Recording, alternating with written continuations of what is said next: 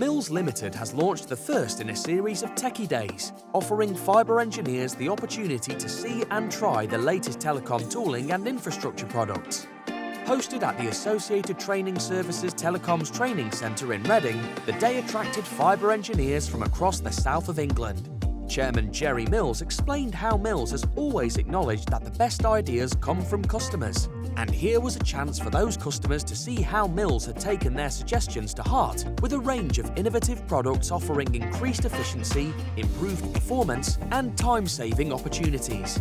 Foremost amongst these were the Mills pole tensioner, bobbin mate and grip and strip fibre cable strippers. Also on display were Fremco fibre blowing machines, along with Bosch power tools and specialist test equipment from Expo and radio detection. Make sure you attend the next Mills Techie Day to be held at APT Global Solutions, Milton Keynes, MK1 1QT on the 20th of March 2025.